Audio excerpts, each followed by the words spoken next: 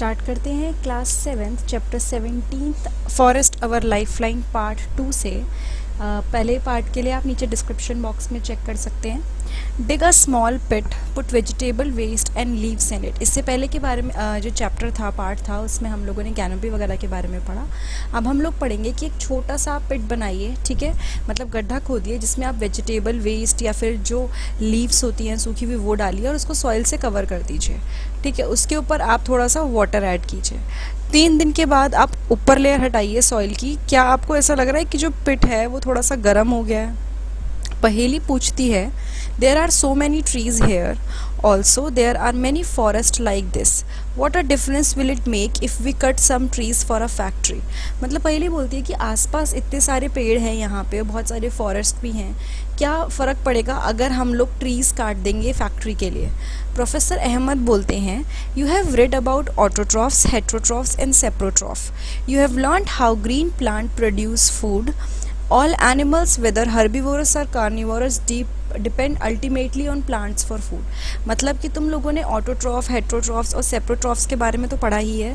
तुमने ये भी पढ़ा है कि जो ग्रीन प्लांट्स हैं वो किस तरह से फूड प्रोड्यूस करते हैं। चाहे कोई भी एनिमल हो, चाहे वो हर्बीवोरस हो या कार्निवोरस हो, वो अल्टीमेटली किस पे डिपेंडेंट होते हैं? प्लांट्स पे डिपेंडेंट होते हैं फूड के लिए, ठीक है। Organisms which feed on plant often get eaten by other organism and so on.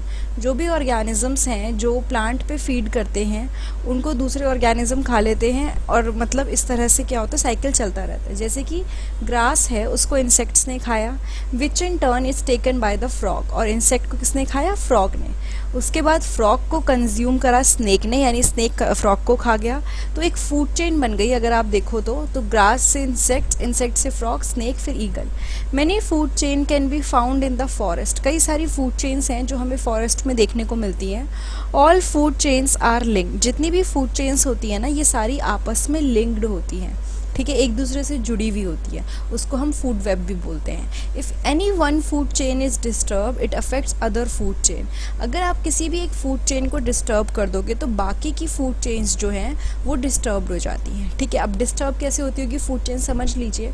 जंगल से सारे शेर हमने हटा दिए तो फूड चेन डिस्टर्ब हो गई, क्योंकि अब जो डियर है उसको खाने वाला कोई नहीं बचा।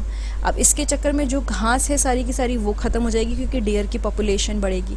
घास ख़त्म होगी तो बाकी की जो फूड चेन है जो उस पर डिपेंडेंट है वो भी डिस्टर्ब हो जाएंगी। Every part of the forest is dependent on other parts, यानी कि हर एक पार्ट जो फॉरेस्ट का है वो दूसरे पार्ट पे डिपेंडेंट होता है।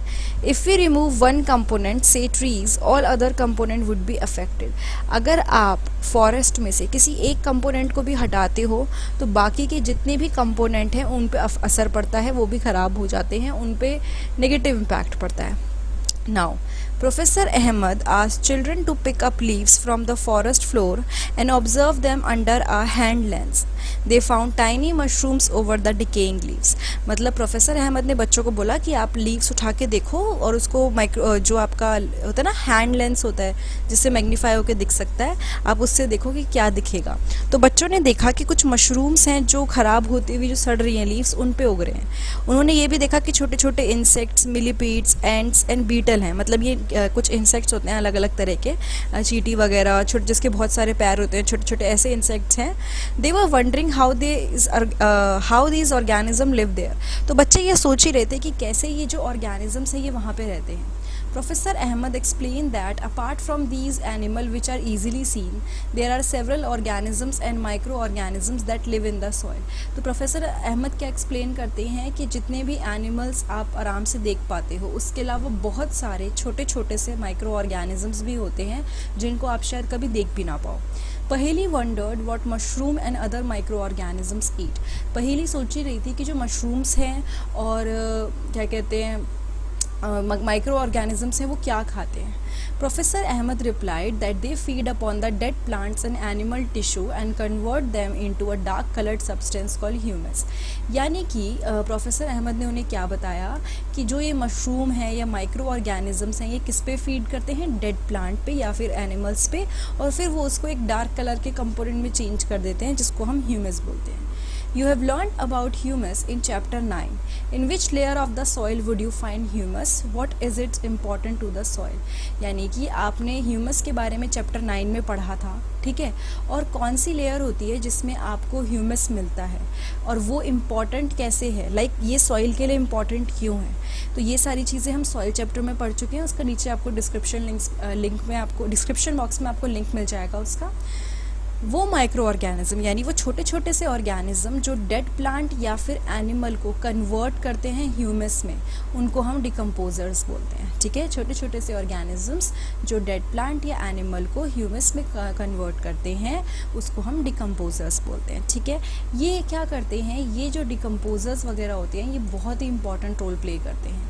अब क्या हुआ, पहेली ने कुछ डेड लीव्स हटाई और उनको बिल्कुल हटा के क्या कर दिया, उसने देखा कि ह्यूमस की एक लेयर है. ठीक है, the presence of humus ensures that the nutrient of the dead plant and animals are released into the soil. यानी कि अगर ह्यूमस प्रेजेंट होता है ना कहीं पे भी, तो इससे ये पता चलता है कि जो डेड प्लांट्स हैं या एनिमल हैं जो बिल्कुल ख़राब हो रहे हैं, उनका जो न्यूट्रिएंट है वो रिलीज़ हो रहा है. ठीक है, from there these nutrients are again absorbed by the root of the living plant. और यहीं से क्या होता है, ये जो न्यूट्रिएंट्स हैं ना ये एब्जॉर्ब होते हैं किसके थ्रू, रूट्स के थ्रू, और प्लांट्स उसको ले लेते हैं. लिविंग प्लांट्स इन्हीं न्यूट्रिएंट्स को ले लेते हैं. What happens if an animal dies in the forest? तो एक बच्ची पूछती है कि शीला पूछती है कि अगर एक एनिमल मर जाता है फॉरेस्ट के अंदर तो उसके साथ क्या होता है. तो तीबू रिप्लाई करता है, dead animals become food for vultures, crows, jackals and insect. In this way the nutrients are recycled so nothing goes waste in a forest. मतलब तिब्बू क्या बोलता है कि जितने भी डेड एनिमल्स होते हैं, चाहे वो वल्चर हो, क्रो हो या कोई भी हो, जो जितने भी डेड एनिमल्स होते हैं उनको कुछ पर्टिकुलर एनिमल्स होते हैं जिनको हम इसमें लिखा नहीं है बट बता देती हूँ, स्कैवेंजर्स बोलते हैं. स्कैवेंजर्स क्या करते हैं, उन एनिमल्स पे फीड करते हैं और उनको खा लेते हैं. इस तरह से क्या होता है, जो न्यूट्रिएंट है वो रिसाइकिल हो जाता है. हर चीज़ अपने अपने हिसाब से एक एक जगह पहुंच जाती है और कोई भी चीज़ वेस्ट नहीं होती फॉरेस्ट के अंदर. Paheli reminded professor Ahmad that he had not explain why forest are called green lungs. तो पहेली प्रोफेसर अहमद को याद दिलाती है कि अभी तक आपने हमें ये नहीं समझाया कि फॉरेस्ट को ग्रीन लंग्स क्यों बोलते हैं. Professor Ahmad explain that plant release oxygen through the process of photosynthesis. तो प्रोफेसर अहमद क्या बोलते हैं कि जो प्लांट्स होते हैं वो ऑक्सीजन को किसके थ्रू रिलीज़ करते हैं, फोटोसिंथेसिस के थ्रू. ठीक है, यानी इस फोटोसिंथेसिस प्रोसेस से जो प्लांट होते हैं वो ऑक्सीजन बनाते हैं. The plant help to provide oxygen for animal respiration. और यही ऑक्सीजन कौन यूज़ करता है, एनिमल्स यूज़ करते हैं. किसके लिए, बेसिकली एनिमल रेस्पिरेशन में जो भी काम उनकी बॉडी में सेल को चाहिए होता है, जो हम पढ़ चुके हैं ऑलरेडी 10th चैप्टर में, तो उसके लिए ऑक्सीजन चाहिए होती है, प्लांट हमें वो देते हैं. They also maintain the balance of oxygen and carbon dioxide in the atmosphere. ये जो प्लांट्स होते हैं ना यही बैलेंस बना के रखते हैं. अगर प्लांट्स नहीं हुए तो इन्वायरमेंट में कार्बन डाइऑक्साइड बहुत ज़्यादा हो जाएगी या फिर कोई एक पर्टिकुलर गैस बहुत ज़्यादा हो जाएगी. तो इसको बैलेंस बना के रखने का काम किसका होता है, ये काम होता है किसका, प्लांट्स का और ट्रीज़ का. इसीलिए हम जो फॉरेस्ट होते हैं उनको लंग्स बोलते हैं. The children saw clouds forming in the sky. Bujo recalled what he had learned about the water cycle in class 6th.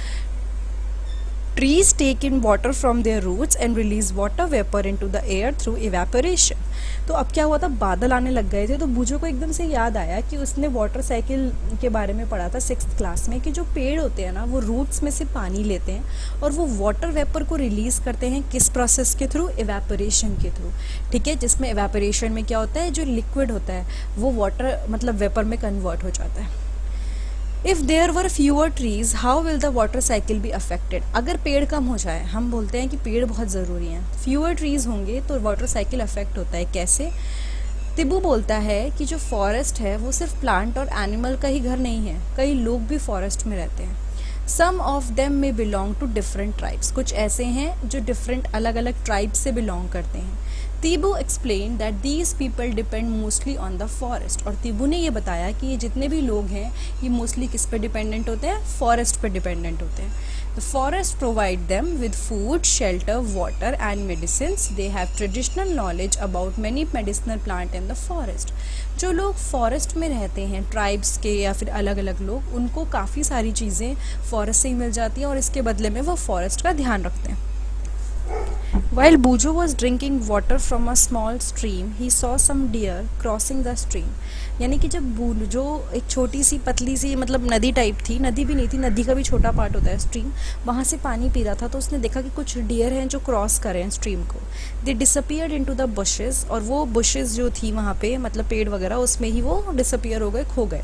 The dense bushes and the tall grass provide animals with food and shelter. ये जो बड़ी बड़ी bushes होती हैं, बड़ी बड़ी grasses होती हैं, ये animals को food and shelter provide करती हैं. They also protect them from carnivores that live in the forest. और ये क्या protect करती हैं?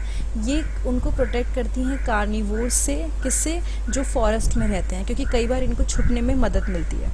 तिब्बू then started looking closely at the forest floor. तिब्बू ने क्या किया? forest floor को देखना शुरू करा. Soon he called and showed the children dropping of some animal and explained the difference between various type of droppings. अब क्या हुआ? तिब्बू ने देखा और उसने बुलाया अपने दोस्तों को, और क्या बोला कि देखो ये जो है ना ड्रॉपिंग्स है, यानी एनिमल का जो वेस्ट है वो है. Professor Ahmad inform that the forest officer could recognise the presence of some animal in the forest by their droppings and footprint. तो प्रोफेसर अहमद बताते हैं कि फॉरेस्ट में हम लोग रिकॉग्नाइज कर सकते हैं किसी भी एनिमल को. जैसे जो फॉरेस्ट ऑफिसर्स होते हैं, अगर उन्हें पता लगाना है कि जंगल में कोई मतलब क्या कहते हैं एनिमल आया था, या कोई भी अभी फ्रेशली कोई अभी यहीं से पास हुआ है, तो वो ड्रॉपिंग्स और फुटप्रिंट के थ्रू पता लगा सकते हैं. Boojho called everyone and showed them a large decaying heap of animal dropping. तो बूजो ने सबको बुलाया और एक बहुत ही बड़ा सा मतलब ऐसा दिखाया जहाँ पे इकट्ठा हो रखा था एनिमल्स का जो वेस्ट होता है. कई बीटल्स एंड ग्रब्स थे वो जो उस हीप पे खा रहे थे, और कुछ उसमें से सीडलिंग्स स्प्राउट हो रहे थे. ठीक है, These seedlings are of the herbs and shrubs. और ये क्या है? ये herbs और shrubs के छोटे छोटे से seeds हैं, यानी वहाँ से ये seedlings उभर के आए हैं. The animals also disperse the seed of certain plant and help the forest to grow and regenerate. Animal क्या करते हैं? कई बार वो एक seed को एक जगह से दूसरी जगह ले जाते हैं और उसको क्या करते थे? डिस्पर्स करने में हेल्प करवा देते हैं, जिससे फॉरेस्ट क्या करता है? ग्रो करता है, रीजनरेट करता है. देखो फॉर एग्जाम्पल एक उन्होंने कोई फ्रूट खाया उसके और उनके बॉडी पे वो सीड चिपक गया, तो वो कहीं और गए, वो सीड गिर गया. इस तरह से क्या होता है? वो सीड को एक जगह से दूसरी जगह जो होता है ना फैलने में हेल्प करवाते हैं. The decaying animal dung also provide nutrient to the seedling to the grow. जो एनिमल का वेस्ट होता है जैसे कि डंग हो गया, गोबर हो गया, ये सब क्या करता है? ये प्लांट्स को न्यूट्रिएंट प्रोवाइड करता है. After listening to this, Bujo noted in his notebook, by harboring greater varieties of plant, the forest provide greater opportunities for food and habitat for herbivores. तो अब बूजो ने क्या लिखा कि अगर हम ज़्यादा से ज़्यादा प्लांट्स उगाते हैं तो हमारे जो हर्बीवोर्स होते हैं उनको ज़्यादा फूड और मतलब ज़्यादा क्या कहते हैं ना, उसे हैबिटेट अच्छा मिल जाता है. Larger numbers of herbivores means increase availability और food for a variety of carnivores. और अगर ज़्यादा प्लांट्स होंगे तो ज़्यादा हर्बीवोर्स होंगे, ज़्यादा हर्बीवोर्स होंगे तो जो जंगलों के अंदर कार्निवोरस होते हैं वो भी ज़्यादा होंगे. The wide variety of animal help the forest to regenerate and grow. जो इतने अलग अलग तरह के एनिमल्स जो होते हैं वो क्या करते हैं? फॉरेस्ट को दोबारा से उगने में और ग्रो करने में हेल्प करते हैं. Decomposers help in maintaining the supply of nutrient to the growing plant in the forest. जो decomposers होते हैं वो क्या करते हैं? देखो वेस्ट अगर ढंग से कंज्यूम ना हो तो फॉरेस्ट सड़ने लगेगा, लेकिन decomposers उनको कन्वर्ट करते हैं और उस वेस्ट को वो न्यूट्रिएंट की फॉर्म में चेंज करते हैं ताकि फॉरेस्ट में क्या हो? प्लांट ग्रो कर पाए. Therefore, the forest is dynamic living entity full of life and vitality. Dynamic living entity जो चेंज भी होती रहे और जिसमें बहुत सारी लाइफ, बहुत सारे लोग रहें, प्लस उसमें क्या हो? चेंजेस आते रहे. It was about afternoon and the children wanted to go back. यानी कि दिन का समय था, बच्चे वापस जाना चाहते थे, तो तिब्बू ने एक रूट सजेस्ट किया कि यहाँ से चलते हैं. While they were going back it started raining. यानी कि जब वो वापस जा रहे थे तो बारिश होने लग गई. लेकिन क्या हुआ? उन्होंने देखा कि रेन ड्रॉप्स फॉरेस्ट फ्लोर को हिट नहीं कर रही थी, लाइक डायरेक्टली वो नीचे आके नहीं गिर रही थी. जो अपर मोस्ट लेयर है फॉरेस्ट कैनोपी की, उसने ही फ्लो मतलब जो रेन ड्रॉप का फ्लो था ना उसको कम कर दिया था. And most of the water was coming down through the branches and the stems of the tree. और जो पानी है मोस्टली वो कैसे आ रहा था? ब्रांचेस या फिर स्टेम से आ रहा था. तो मतलब डायरेक्टली गिरने की जगह बारिश रुक रही थी और वो साइड से मतलब बहती हुई आ रही थी. From the leaves it was dripping slowly over branches of the shrubs and herbs. और फिर वो जो क्या हो रहा था? लीव्स पे से वो धीरे धीरे जो श्रब्स और हर्ब्स थी नीचे फ्लोर पे, फॉरेस्ट फ्लोर पे, वहाँ पे गिर रही थी। ठीक है, नाउ एक सेकेंड, जैसे यहाँ पे हम ओके इसको भी देख चुके हैं, यहाँ पे पढ़ लेते हैं। The close canopy and many layers of vegetation slows down the speed of rain forest, यानी कि जो ये एकदम पूरा घना घना जंगल होता है, इसकी वजह से रेन ड्रॉप्स की जो स्पीड होती है वो कम हो जाती है। ट्रांसपिरेशन आपको पता ही है, लीफ की सरफेस पे से जब पानी उड़ जाता है उसको ट्रांसपिरेशन बोलते हैं। इवेपोरेशन होता है कि जो लिक्विड से वाटर वेपर फॉर्म में कन्वर्ट होता है। ठीक है, the root system help water to deep down into the ground, और पानी नीचे एब्जॉर्ब हो जाता है और पानी नीचे यहाँ पे चला जाता है। Now they found that the ground was still dry, अब उन्होंने क्या देखा कि जो ग्राउंड था वो अभी भी वो ड्राई था। After about half an hour the rain stopped, आधे घंटे बाद बारिश रुक गई और उन्होंने देखा कि जो आधे घंटे बाद अब क्या हुआ था, धीरे धीरे जो डेड लीव्स थी ना फॉरेस्ट फ्लोर पे, जो ख़राब हुई हुई लीव्स थी वो गीली थी। But water did not stagnate in the forest, लेकिन वाटर क्या होता है वो ना रुकता नहीं है फॉरेस्ट में, वो नीचे चला जाता है। Boojho thought that if it had rained so heavily in his town it would have flooded the drains and road. Boojho ने सोचा कि अगर इतनी बुरी तरह बारिश उसके टाउन में होती तो अभी तक तो फ्लड वगैरह सी कंडीशन आ जाती, मतलब पानी भर जाता। लेकिन उसने ये बोला कि अगर यही सेम कंडीशन टाउन में हो तो बहुत ज़्यादा प्रॉब्लम हो सकती है। लेकिन प्रोफेसर अहमद ने बताया कि जो फॉरेस्ट है वो नेचुरल एब्जॉर्बर की तरह वर्क करता है। नेचुरल एब्जॉर्बर किसका? रेन वाटर का। ठीक है, अब जब रेन वाटर वहाँ पे एब्जॉर्ब हो जाता है तो धीरे धीरे सीपेज होने लगती है। It help maintain the water table through out the year. अब इससे क्या होता है, जो वाटर टेबल होता है, नीचे जो पानी होता है वो मेंटेन रहता है। यानी कि अगर पानी एब्जॉर्ब हो रहा है, पानी नीचे जा रहा है तो वाटर टेबल नीचे मेंटेन रहेगा। शहरों में ऐसा नहीं हो पाता क्योंकि पानी ऊपर से ही उड़ जाता है। Forests not only help in controlling flood but also help maintain the flow of water in the stream so that we get a steady supply of water. Forest क्या करते हैं, वो सिर्फ फ्लड को कंट्रोल करने में हेल्प नहीं करते बल्कि वो जो वाटर स्ट्रीम से जो फ्लो होता है ना उसको भी मेंटेन करके रखते हैं। On the other hand if trees are not present rain hits the ground directly and may flood the area around it. अगर ट्रीज़ वहाँ पे ना प्रेजेंट हो, जैसे शहर जैसे एरिया में, तो रेन क्या होगी, डायरेक्टली ग्राउंड पे आएगी और कई बार उस एरिया को फ्लड कर देगी, मतलब वहाँ पे बहुत पानी भर जाएगा। हैवी रेन्स में ऑल्सो डैमेज द सॉइल। देखो अगर बहुत ज़्यादा बारिश हो तो उससे भी ना सॉइल डैमेज हो जाती है। Roots of tree normally bind the soil together. जो ट्रीज़ की रूट्स होती है ना वो सॉइल को बाइंड करके रखती है, but in their absence the soil is washed away और इरोडेड। अगर रूट्स नहीं होंगी तो सॉइल तो बंदी भी नहीं रहेगी, तो क्या होगा, जो सॉइल है वो वॉश्ड हो जाएगी, लाइक वो वहाँ पे नहीं रहेगी, वो हट जाएगी। The children spent an hour at Tibu's village on their way back. The weather of the village was quite pleasant. Villagers told them that due to surrounding forests they received good rainfall. The air also remained cool. Noise pollution too is less because the forest absorbs the noise of the nearby highway. देखो कितनी सारी चीज़ें लिखी हैं, क्योंकि यहाँ पे बारिश होती रहती है तो हमेशा हवा भी ठंडी रहती है। ठीक है, नॉइज़ पोल्यूशन नहीं होता क्योंकि जो पास से जो हवा आती है, जो नॉइज़ आती है वो फॉरेस्ट एब्जॉर्ब कर लेता है।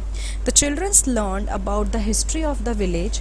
It surprised them that the villages and the agriculture field of that area were created after clearing the forest about 60 years ago. अब क्या हुआ, चिल्ड्रन थे, जो बच्चे थे, उन्होंने क्या सीखा, विलेज की हिस्ट्री सीखी। ठीक है, कि अच्छा ऐसे ऐसे यहाँ पे हुआ करता था, और उनको बहुत ही सरप्राइजिंग और शॉकिंग लगा जो विलेजेस और एग्रीकल्चर फील्ड थी उस एरिया में, वो फॉरेस्ट को मतलब साफ़ करने के बाद बनाई गई थी। ठीक है, कुछ 60 साल पहले। Tibu's grandfather told them that when he was young the village was not as large it was now. कि तिबू के उसके ग्रैंडफादर ने बताया कि जब वो छोटे थे तो ये विलेज इतनी बड़ी नहीं थी जितनी अब है। It was also surrounded by forest. Construction of roads, building, industrial development and increasing demand of food created pressure on the forest and it started vanishing. कि आसपास यहाँ पे क्या थे, फॉरेस्ट ही फॉरेस्ट थे, लेकिन फिर रोड के कंस्ट्रक्शन, बिल्डिंग कंस्ट्रक्शन या फिर जो भी इंडस्ट्रियल चेंजेस हुए, डेवलपमेंट हुए, उसकी वजह से यहाँ पे वुड की डिमांड बहुत ज़्यादा बढ़ गई और फॉरेस्ट पे प्रेशर आने लग गया। ठीक है, He was not happy that the forest adjoining their village is not regenerating and is on the verge of disappearing due to overgrazing of animal and indiscriminate felling of trees. वो इस बात से खुश नहीं थे क्योंकि जो फॉरेस्ट साथ में था, जो उनके विलेज के साथ में फॉरेस्ट लगा हुआ था, वो दोबारा रीजनरेट नहीं हो रहा था.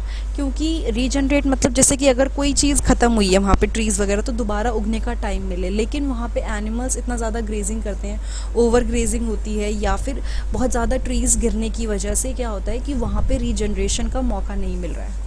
प्रोफेसर अहमद ने बोला, if we did think wisely we could preserve forest and environment as well as have development. यानी कि अगर हम ध्यान से स्टेप्स लें, ध्यान से सोच के करें, तो हम अपने फॉरेस्ट को भी बचा पाएंगे, इन्वायरमेंट को भी बचा पाएंगे और डेवलपमेंट भी होती रहेगी. तो बच्चों ने कुछ पिक्चर्स प्रिपेयर करी जिससे पता चला कि क्या कॉन्सिक्वेंसेस हो सकते हैं ऐसे इवेंट्स के.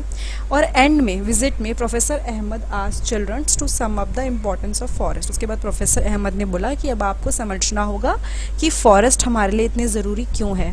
तो चिल्ड्रंस ने चिल्ड्रन ने क्या लिखा, बच्चों ने क्या लिखा कि जो फॉरेस्ट है वो हमें ऑक्सीजन प्रोवाइड करते हैं. उसके अलावा they protect soil and provide habitat to large number of animals, मतलब सॉइल को भी बचाते हैं और जो बहुत सारे एनिमल्स हैं उनको हैबिटेट प्रोवाइड करते हैं. फॉरेस्ट किस में हेल्प करते हैं, गुड रेनफॉल, उनकी फॉरेस्ट की वजह से अच्छी बारिश आती है और नेबरिंग एरियाज़ में भी क्या होता है, बारिश प्रॉपर आती है. कई सारे मेडिसिनल प्लांट, टिम्बर और कई सारे यूज़फुल प्रोडक्ट्स भी हमें फॉरेस्ट से मिलते हैं, इसलिए हमें फॉरेस्ट को प्रिजर्व करना चाहिए. अब यहाँ पे है, अगर फॉरेस्ट ख़त्म हो गए तो जो कार्बन डाइऑक्साइड है एयर में वो बहुत ज़्यादा बढ़ जाएगी, जिसकी वजह से अर्थ का टेम्परेचर बढ़ेगा. उस प्रोसेस को हम ग्लोबल वार्मिंग बोलते हैं, जो अब हो ही रहा है. सेकेंड फोटो में है, in the absence of trees and plants the animal will not get food and shelter. अगर ट्रीज़ और प्लांट नहीं होंगे तो एनिमल्स को ना रहने की जगह मिलेगी ना कुछ खाने के लिए मिलेगा. और उसके बाद थर्ड है, अगर ट्रीज़ नहीं हुए तो सॉइल पानी को होल्ड नहीं कर पाएगी और फ्लड जैसी कंडीशन हो जाएगी. और फिर फोर्थ में है कि जो डिफॉरेस्टेशन है, यानी फॉरेस्ट के कटने की वजह से लाइफ और इन्वायरमेंट दोनों पे बहुत बुरा असर पड़ेगा, इसलिए हम लोगों को फॉरेस्ट को प्रिजर्व करना चाहिए. तो ये था पार्ट 2 चैप्टर 17 का, फॉरेस्ट आवर लाइफलाइन. अगर ये वीडियो आपको अच्छी लगी है तो प्लीज़ लाइक, कमेंट, सब्सक्राइब और शेयर करना मत भूलिएगा. पार्ट 1 के लिए आप नीचे डिस्क्रिप्शन बॉक्स देखिए, आपको वहाँ पे पार्ट 1 मिल जाएगा. उसके अलावा आप मेरे चैनल पे जाइए, वहाँ पे आपको प्लेलिस्ट में अलग अलग सब्जेक्ट की प्लेलिस्ट मिलेंगी, अलग अलग क्लास के अकॉर्डिंग. वहाँ पे आपको जो चैप्टर चाहिए वो आपको मिल जाएगा. Thank you so much.